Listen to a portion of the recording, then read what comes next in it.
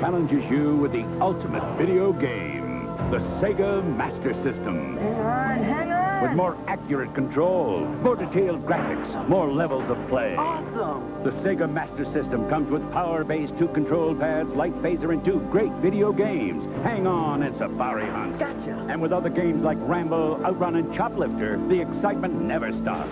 The SEGA Master System. The challenge will always be there. Hey there, Retro Games fans. This is Andy C from Pieces of 8-Bit. Welcome to this week's video. Yes, the time has arrived. It's time to pack this little bad boy away. Many of you out there who are into your retro gaming scene, you'll have a space set up where you can leave these things plugged in, and televisions where you can just flick them on at any point. Unfortunately, I don't have the space for that, so it means that most of my consoles are kind of sitting behind you in out of shot. And it also means that if I want to play on them, I have to get them out and set them up. So what it means is that I can't have consoles out all the time, which is why I basically decided to do the month with series, so I could take a console out and play with it for a whole month. So what it means for this Master System is it means that I've got to put it away back on the shelf. It doesn't mean that I won't continue to play on it, and I'll tell you why later on. So as you'll know, actually, before I put this back down, this is the Master System 2. It is a cheaper version of the original one, and I will talk about how you can get playing Master System, where you can find them, how much you can pay for them as part of this video. So what's going to happen today is that I'm going to talk to you a little bit about what it's been like to live with the Master System for one whole month. I've not been able to plug it in the television in the living room. I mentioned this before, that actually on the back here you'll notice that it just has one connection for your audio video, and that is RF, which basically means it plugs into the old aerial socket on an old television. Means also that I can't plug it into my OLED television in the living room. I've had to have it in here, so behind me I've got an old television here. It's a flat screen LCD television, but it's got all the connections on the back. You've probably heard me mention it before. So I've had that sitting in here and I've been playing on that, and it's been fantastic, and I've had some downtime, or the kids are watching something on the TV I don't want to watch. I've been coming back in here and having a good old play with the Master System, and it's been really great. So purpose of these month with series is I just talk a little bit about what it's been like to play the games again. I'll talk about the games, I'll talk about a brief history of the Master System, how it came to be, how it's sold, all those kind of things, and I'll talk to you a little bit about, like I say, how you can go find one for yourself and get yourself back into the 8-bit scene with the Sega theme, something a bit different from the Nintendo 8-bit scene and the NES. So yes, that's the purpose of the video today. So the first thing we're going to do is we're going to dive straight in. I'm just going to take you through a very brief whistle-stop tour of the history of the Master System, just so it sets the scene, and then we'll talk about how I found it, a little bit about the hardware and the games. So let's dive straight in and talk about the history of the SEGA Master System.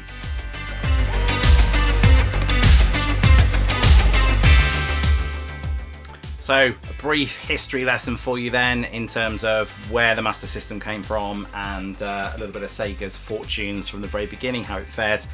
Let's dive straight in. So basically, this Sega Master System, the original Sega Master System, came out in Japan in 1985, and it actually was, in Japan, the third generation of a console known as the SG-1000.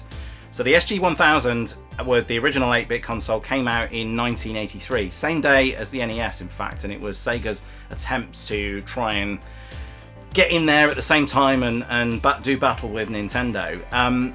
It didn't launch anywhere else. It only launched in Japan. That was the Mark I and the Mark II. It was the Mark III that came out in Japan in 1985, and that is the Master System to the rest of us.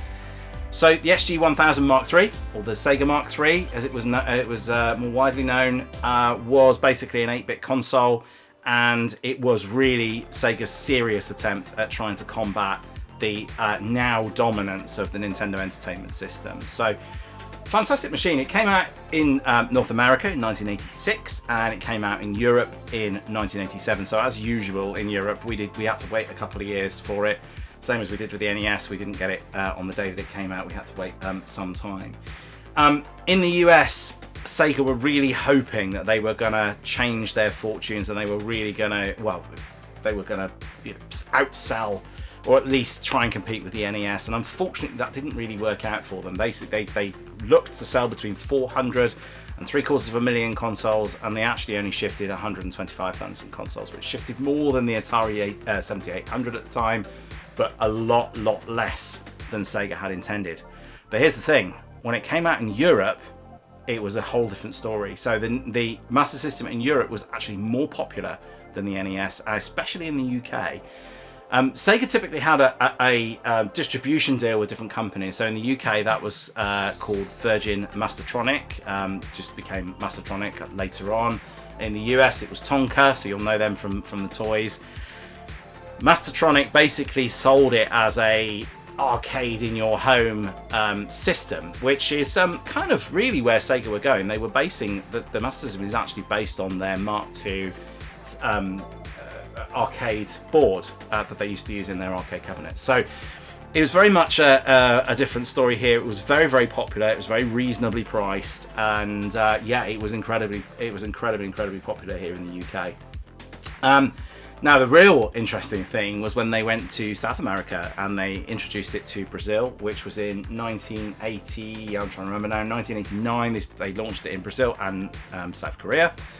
Brazil took to it like they just embraced it. They absolutely loved it, and in fact, it was continued and supported for many years. You know, into the 2010s.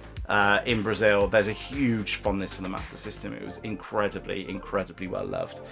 So yeah, basically that was the sort of sales part of it. As you know, it's an 8-bit console, so it's a 3rd generation console. I will talk a little bit about the hardware.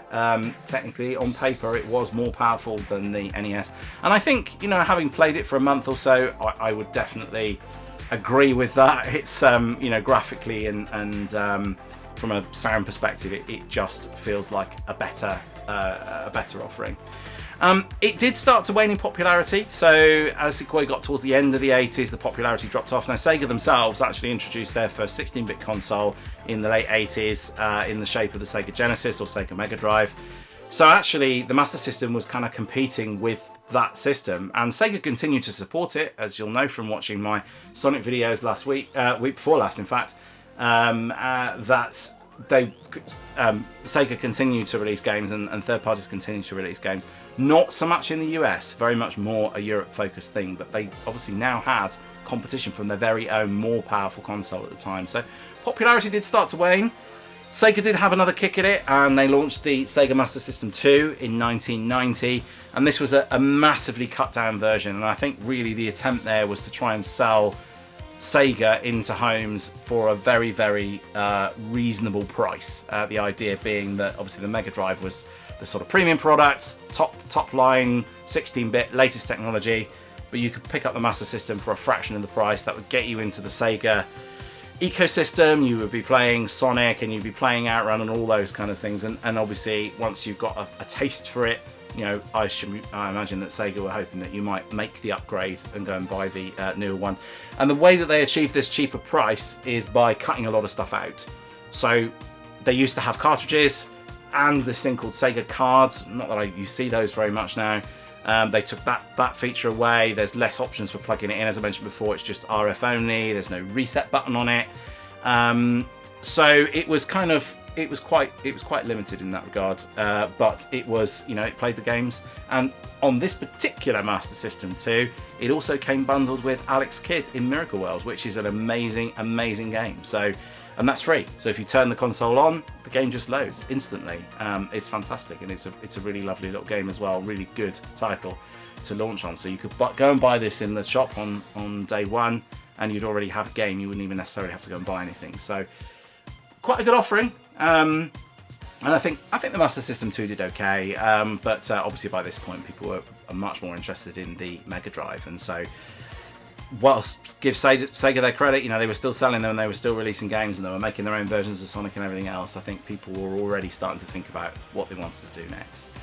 So there you go, that's a little bit of a whistle-stop tour of the history. There is so much more you can find online. There's lots and lots of history. I mean, not just about the Master System, but Sega in general had a really fascinating history, and the whole gaming industry through the 1980s and into the 1990s was really, really quite interesting. But yes, so let's talk a little bit about the hardware itself, and then I'm going to talk to you a little bit about how I found it. So let's dive in and just talk about the actual hardware itself and the unit.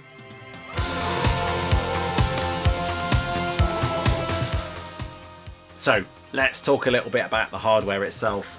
For those of you who are not interested in this, please skip over. There's lots of information again about this on the web, so go and find out if you're really interested in some of the more intricate details.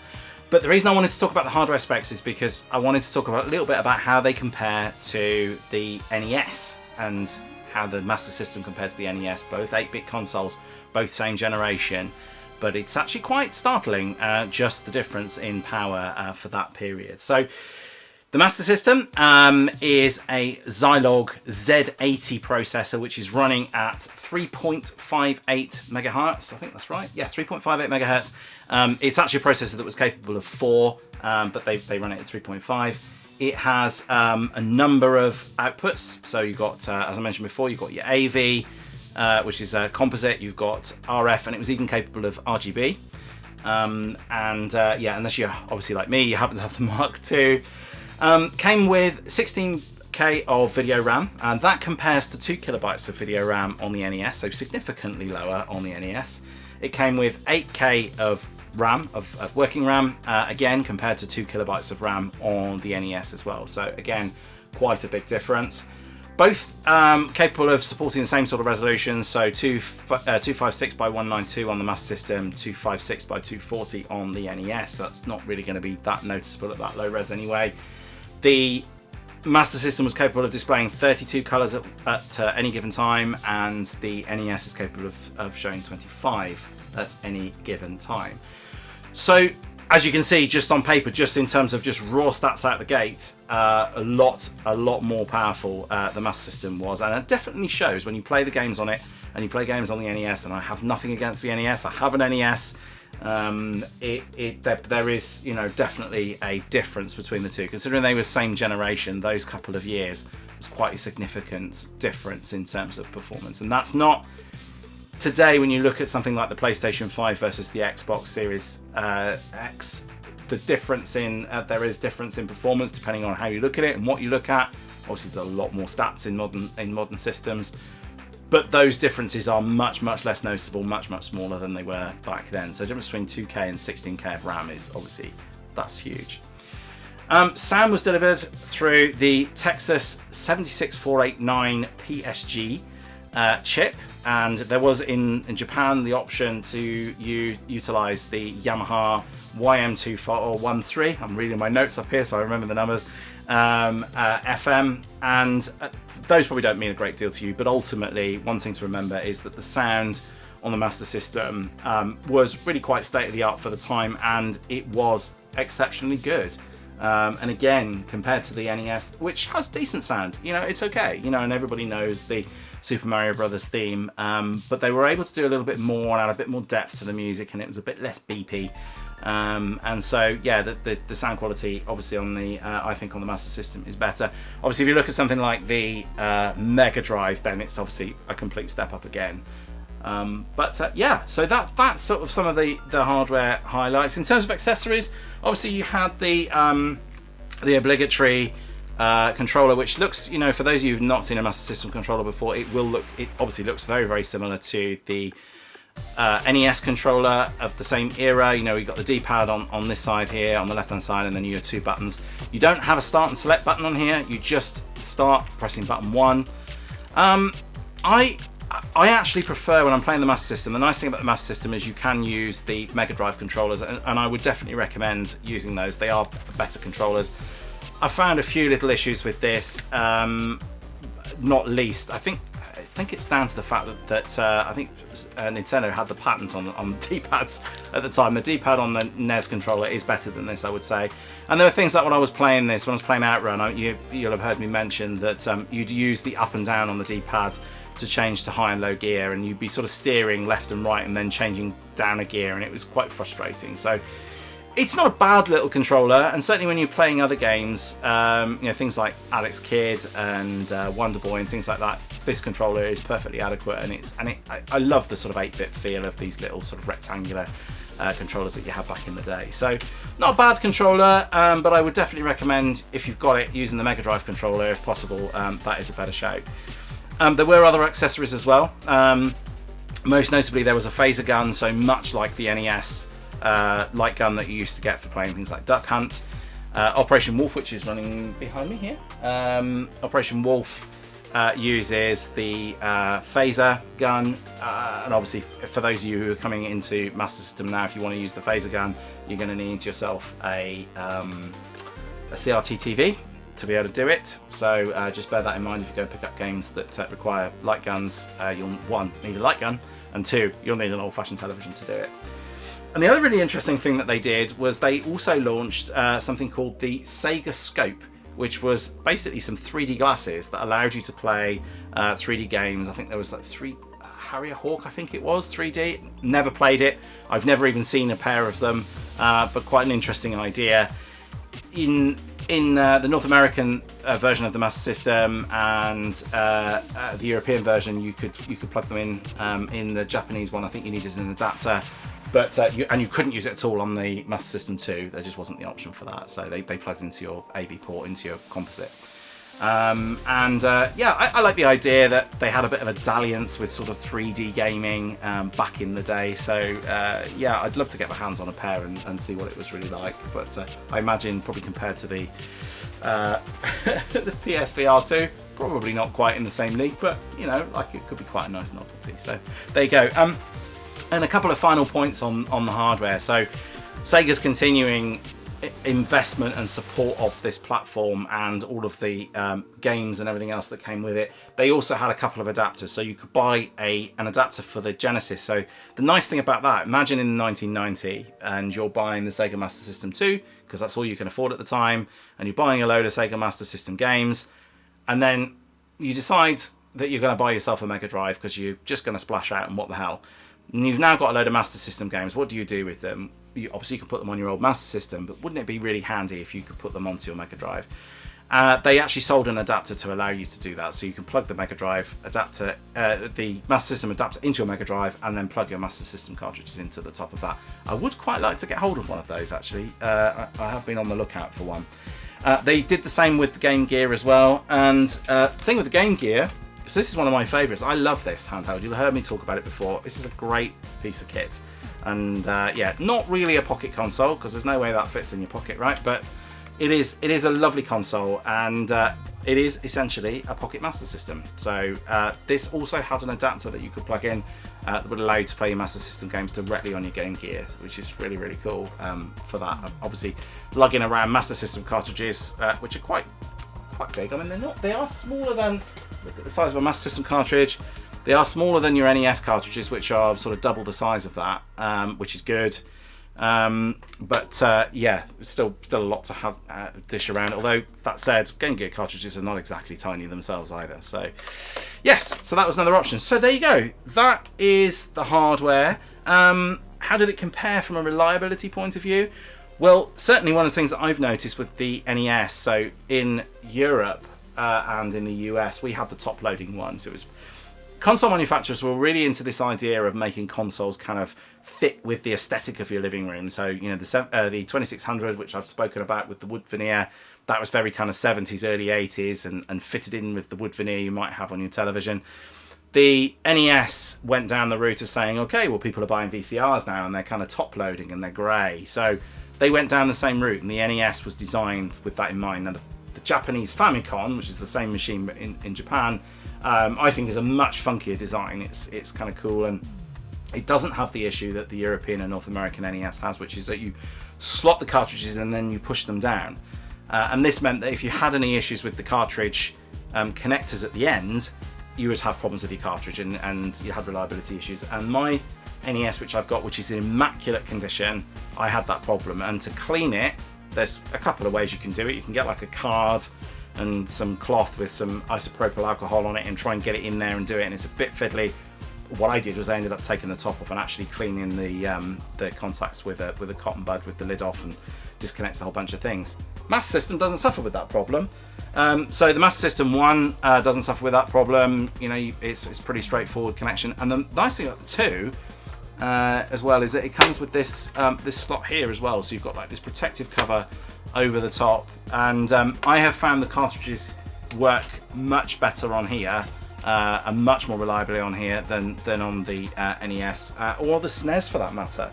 So the SNES was a little bit more robust in that you could, you know, it sort of locks the cartridges in and you have to release them, which people inevitably forgot and then rip them out. But this, I found this really reliable. Every single game that I have bought for the Master System, bearing in mind that some of these games are well over 30 years old, getting on, you know, some of them even older than, how are we talking about? Yeah, 40. I mean, if it came out in 1985, even the European ones are, you know, nearly 40 years old. So all I've had to do is take a cotton bud out and clean the contacts in them when I bought them, give it a good clean, and slotted them in, and they just work. And the best thing is, even if they don't work, you get to play Alex Kidd anyway. So yeah, so really cool piece of hardware. Obviously, towards the end of its life, it was superseded, as I mentioned before, by its much more powerful successor, the Mega Drive. But that's a different story for another day. So there. Hopefully you found that. Put my teeth back in. Hopefully you found that useful. And yeah, let's talk a little bit about what we've been playing, what the games are like, and how I found it.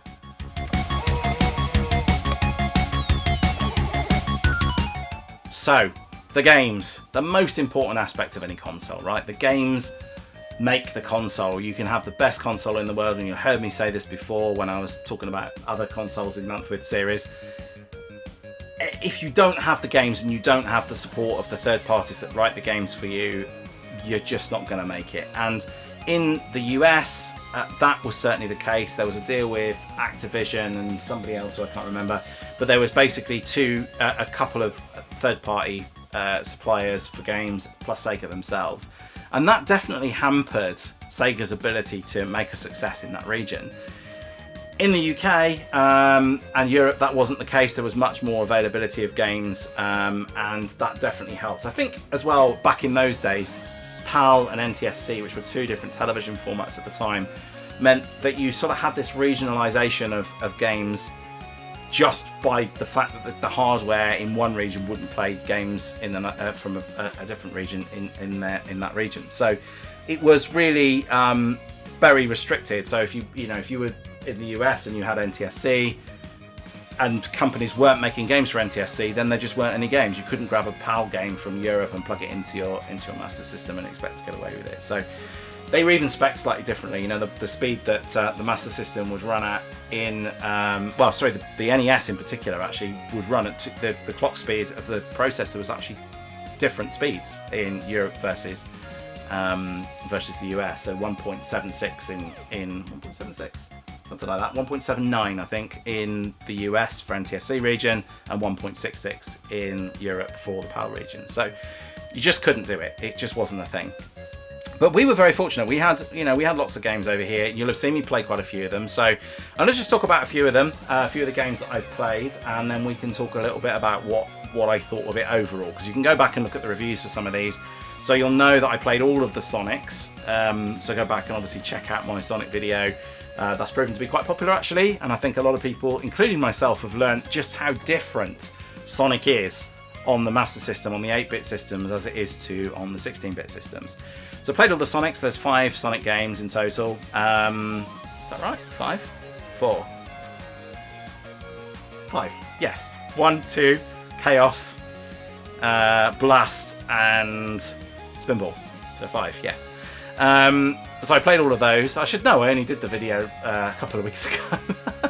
I also did some arcade ports, so I played Bubble Bobble, I played R-Type, and what was the other one I played? R-Type. It only went out a week ago. How is my memory so bad? Bubble Bobble, R-Type, and Outrun. Oh, how could I forget Outrun? How could I forget Outrun? It's one of my absolute favourites. So yeah, I played those games as well. And I've been playing other games as well. I've played the Wonder Boy games. I've been playing, well, let me just grab all the games that I've got out at the moment. Let's see here. Transbot. So I played Transbot. That is like a sort of R-type game where you transform. It's not quite Transformers, but it looks a bit like Transformers. Played Terminator, which is sitting on here. Not doing very much. It's just on my start screen. A really cool golf game, which I remember from when I was a kid, called World Class Leaderboard, which was absolutely fantastic.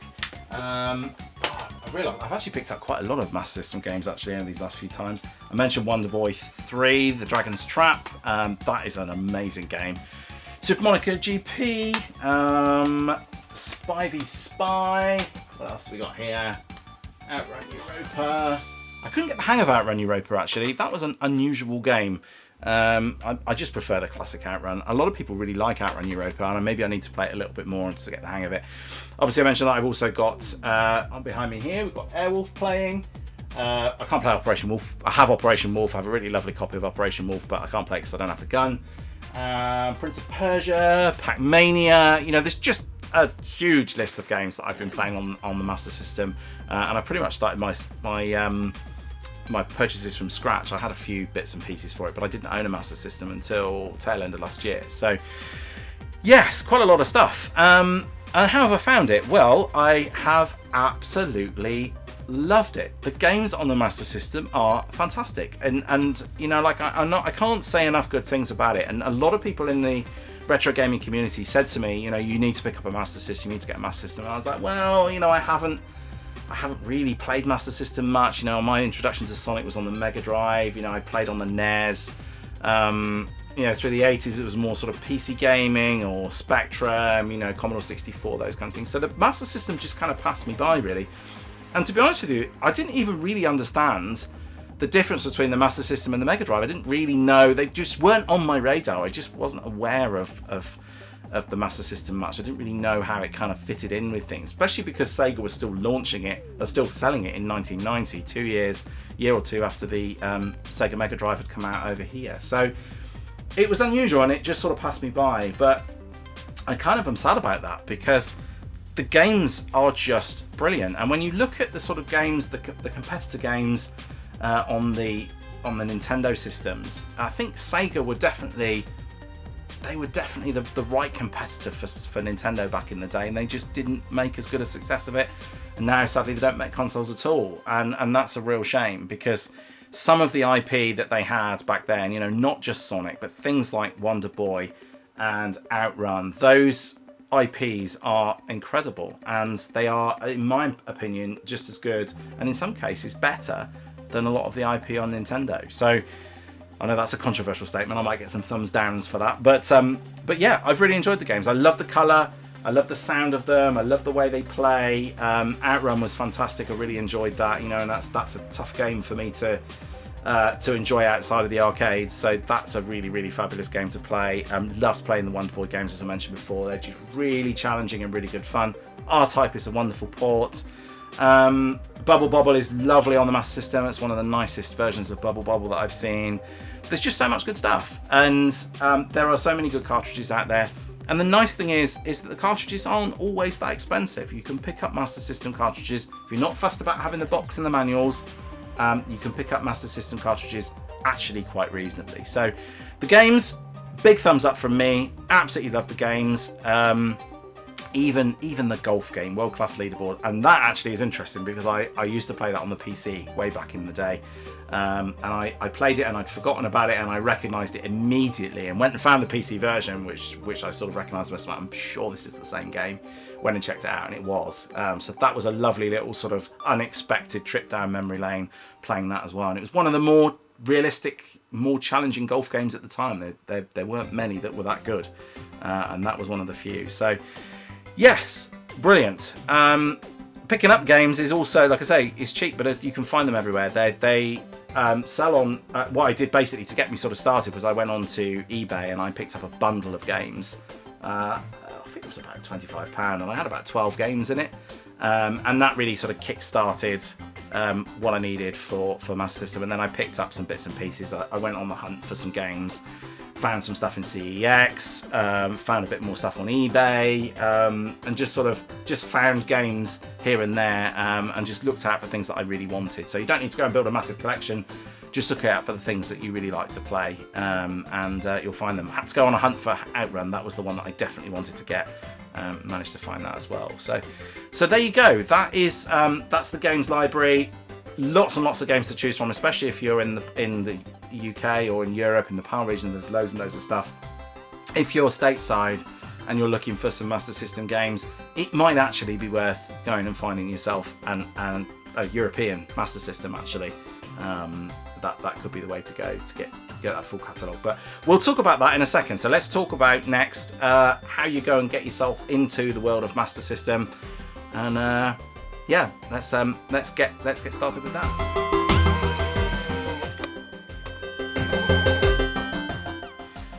So you've seen what I've been playing this month, and you're thinking to yourself, I'd really like to get and have a play on the Master System again. Now, it could be because you remember it and you just have fond memories of it. Or it could be like me, you're just interested in just seeing what all the fuss was about, and why the gaming community seems to have this real affinity for this lovely little console. Question is, how do you get back into it? Now, with all of these older aging consoles, there is that problem that they are, some of these machines are 30, 35, sometimes even 40 years old. In the case of my NES, it's even older than that. So there are a few options, and a lot of these options are the same depending on what age of console that you're buying. But let's talk specifically about picking up a Master System. So if you're interested in buying a Master System, the actual physical hardware, there are quite a few options available. Now, it really depends on whether you want to go for something authentic, and you want to go for the SEGA Master System, the original launch SEGA Master System, or whether you just want to get in with the gaming. Now, I was very much in the latter camp. I wanted to get on board. I am now considering picking up a Mark 1 because the Mark 1 is lovely. It's a really lovely looking console. It's red and black. It's very 80s. It's a really nice looking machine, and you've got more options with it as well. I mentioned before about the Sega card, as well as just the carts themselves. So you've got some additional options on that, which just make that an interesting purchase. But if you're looking for something cheap, the Master System 2 is a good bet. So this cost me, I think, about £50 from CEX. When I bought it, it was in an absolute state. It was covered in sort of, I don't know whether there have been stickers on it or what. It was really dirty, and it was all sticky, and it was really in a bad way. But the nice thing about picking up something from CEX is that's probably a C grade item. They don't really have the time to clean it, I guess, and so I picked it up quite cheap for that reason. It might have even been 45. It certainly wasn't much more than 50 quid.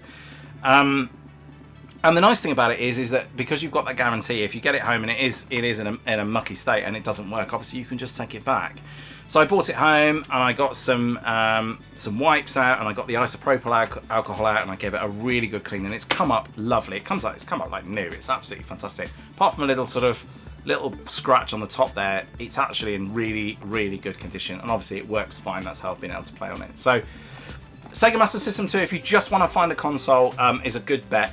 Bear in mind, of course, that it is RF only, so you'll need an old television to play it on, or you will need some sort of converter to be able to take you from RF to something a bit more modern.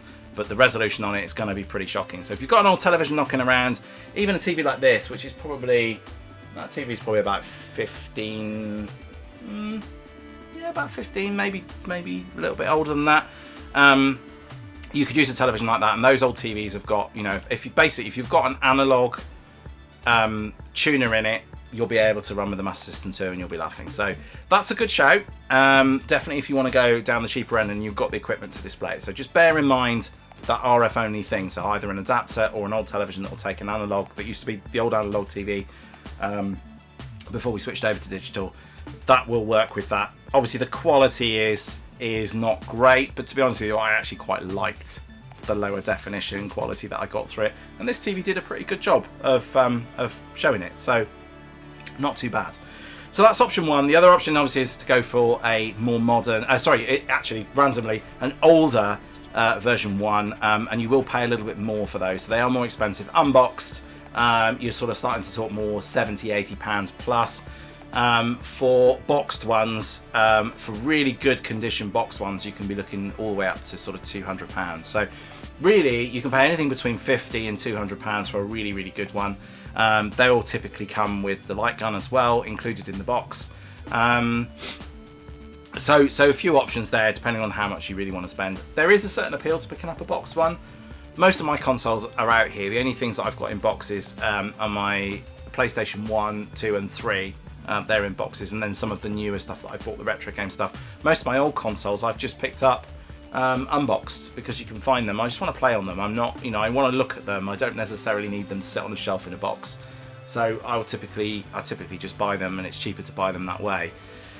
So there's some options for buying there. If you buy the Sega Master System, the first version of the Sega Master System, you can plug that into an A to D converter, which will allow you to plug that into the television, and they're much more readily available than something like an RF to digital converter. So there's lots of options there for plugging in, and a lot of older televisions, you're very likely to find those composite connections, even if you don't necessarily find that they've got an analog tuner. So lots of options for purchasing an actual Master System. They are surprisingly robust considering their age. They are reliable machines, and a lot of those old machines from that era are can work. Obviously with the Master System 2, the nice thing about that is it isn't quite as old. This is 1990, so we're still talking 35 years, but that's a little bit newer than some of the early generation Master System ones. So it really depends on what you want to do. Obviously seek out and try and buy independently if you can, but CEX are a good bet. You'll get your 3-year warranty with them. I think it's 3 years, it might be 5 now. I can't remember what it is, don't quote me on that. They do quite a good extended warranty, so if you find that you have any problems, you can take it back. I bought another controller from CEX, and it did the up didn't work on it. I heard me mention that before, so I just took it back, and I managed to source another one, which was really good. So all of that worth bearing in mind. Like I said, with the controllers as well, just while we're on the topic, go and check out the Mega Drive controller if you've got one, or go find yourself a Mega Drive controller. It's just a better experience. They just feel a little bit more robust. So there you go. So that's buying a Master System. The other way to get into Master System games, obviously, there's a couple of ways of doing it. You can also, if you have a Mega Drive, you can buy the adapter. So if you can find yourself an adapter, that's another great way of doing it. And same with the Game Gear.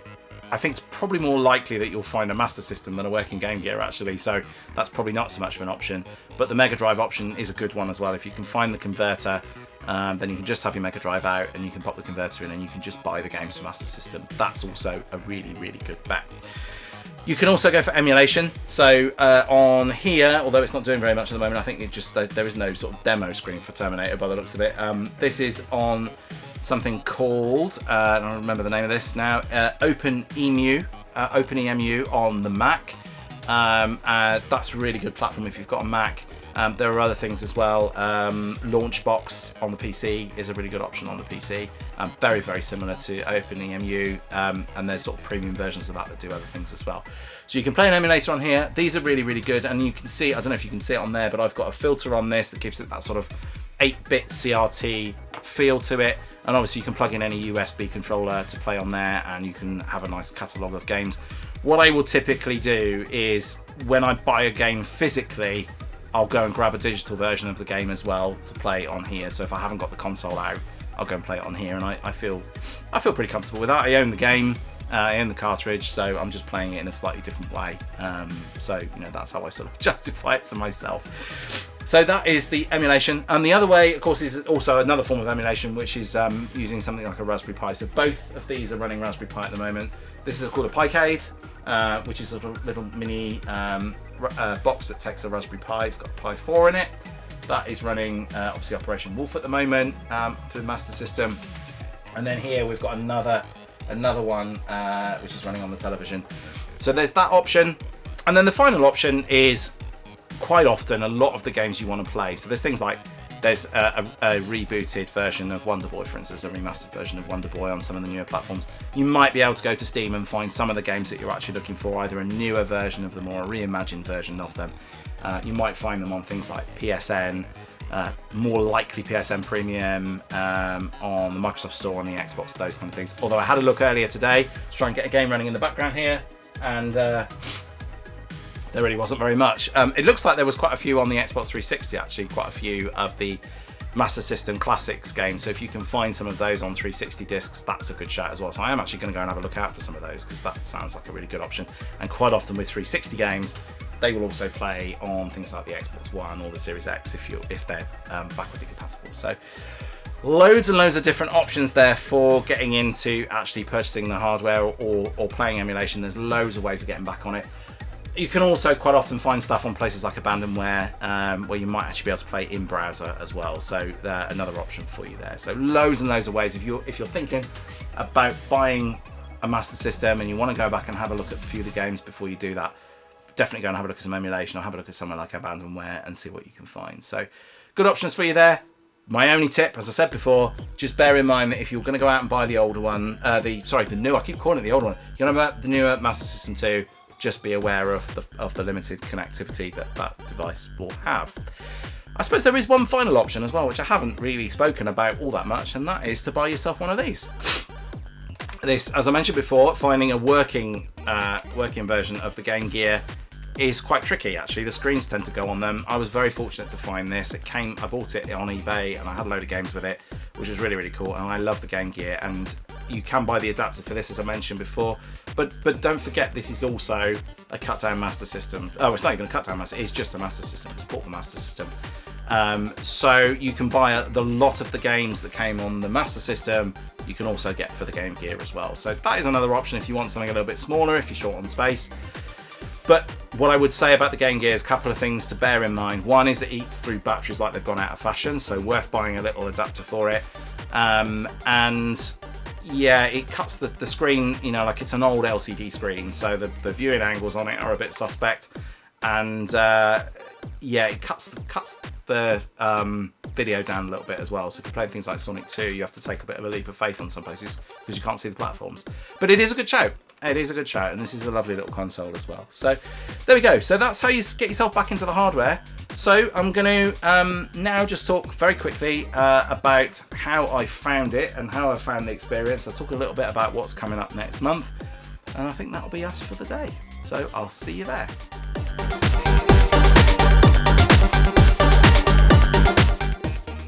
Okay, so how have I found this last month? Playing pretty much, well, I have been playing on the PlayStation 5, I won't lie to you, but I have been playing a lot of time on the Master System.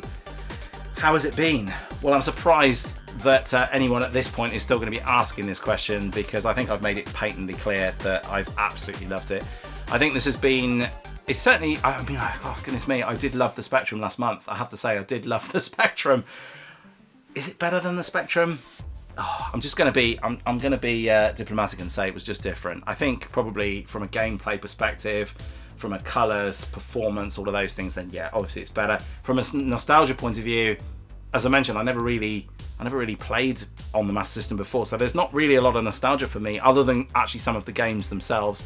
Going back and playing some of those, you know, I played some of them on the Game Gear back in the day, but obviously a lot of arcade ports and Sonic and those kind of things hold special memories anyway. So as someone new coming to the Master System, unlike the Spectrum, which I was familiar with, it is still been really enjoyable. You know, I'm playing a system I've never really played on a great deal before, and I've really enjoyed it. It's been great. So my advice would be, if you've never played on the Master System before, go out and find a Master System, or find some Master System games and have a play with them, because they are brilliant. The Sonics are fantastic. They're really good, and you know, whilst my nostalgia is very much for the 16-bit Sonics, I really love the 8-bit Sonics. They were just brilliant. I loved R-Type, I loved Outrun. So many more games, and so many more games that I still want to play. So that really has to be testament to just how good a little platform this is. And I think it's a shame that it didn't do better. I think it's a shame that it only, you know, like I said, it sold better in Europe, sold better than the NES in Europe, especially in the UK. It was very popular. But yeah, in the US, it sold just a fraction of what they'd hoped for. And even in Japan, in its home territory, its success was pretty limited. So it's a real shame, I think, that is the case. And that's probably why fewer people go back and think about, you know, when you're going to go back and play an 8-bit console, people tend to just head for the NES. And that's a shame. And I think that's unfortunate. And I think we should change that.